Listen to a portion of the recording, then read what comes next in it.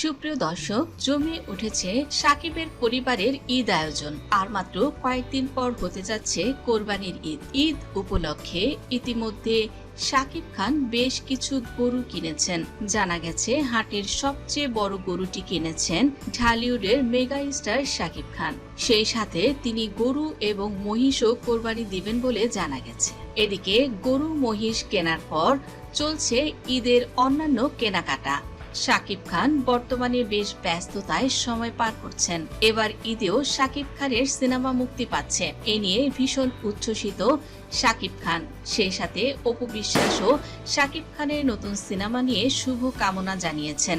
অপু বিশ্বাসকে সঙ্গে নিয়েই শাকিব খানকে ঈদের কেনাকাটা করতে দেখা গেল। শাকিব খান অপু বিশ্বাসকে ফোন দিয়েছিলেন, তুমি যদি ব্যস্ত না থাকো আব্রামকে নিয়ে বের হও। অপু বিশ্বাস প্রশ্ন করেন, কেন, এখন কিসের জন্য বের হতে হবে? শাকিব খান বললেন, এই তো আব্রামের কিছু কেনাকাটা আছে যেটা আমি তোমার সঙ্গে করতে চাই। তাছাড়া মায়ের জন্য শাড়ি কেনা দরকার, যেটা তোমার পছন্দ হলেই ভালো হয়। তুমি কি আমাকে একটু সময় দিতে পারবে? অপু বিশ্বাস বললেন, মায়ের কথা বলছো আর সেখানে আমি কিভাবে না করব? আমার হাতে যতই কাজ থাকুক না কেন অবশ্যই আমি বের হব।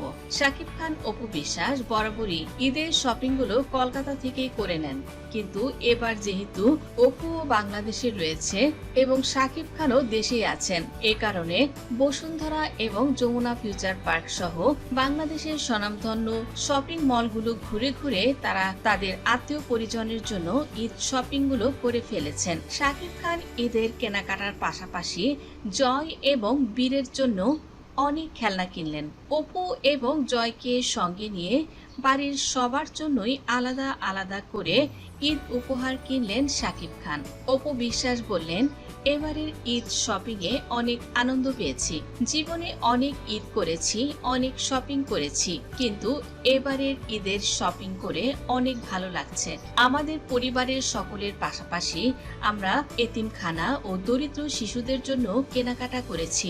ঈদে কি কি কেনা হলো এ প্রসঙ্গে অপু বিশ্বাস বললেন, মায়ের জন্য শাড়ি কিনলাম, শ্বশুরের জন্য পাঞ্জাবি, সেই সাথে ননদের বাচ্চা এবং ননদের হাজবেন্ড ননদের জন্য প্রচুর কেনাকাটা করলাম। অপু বিশ্বাস বীর প্রসঙ্গে বলেন, যেহেতু এবার বুবলি দেশে নেই আর শেজাদ বাংলাদেশে এখন একা রয়েছে বুবলির বাবা মায়ের কাছে এবং মামার কাছে, এ কারণে অপু বিশ্বাস বললেন ঈদ উপহার নিয়ে তিনি বুবলির বাড়িতেও যাবেন। অপু বিশ্বাস বলেন, বরাবরই আমি শেজাদের জন্য ঈদ উপহার কিনি, এটা আপনারা সবাই জানেন, কিন্তু এবারে ঈদটা একটু স্পেশাল।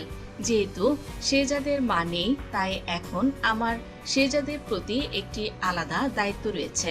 অপু বিশ্বাস বললেন, যদিও আমি বুবলি থাকতেও ওই বাড়িতে আগে গিয়েছি শেজাদের জন্য ঈদ উপহার নিয়ে, কিন্তু বুবলি সেই উপহারগুলো ফিরিয়ে দিত, কিন্তু সে উপহার যাই করুক না কেন এটা তার ব্যাপার।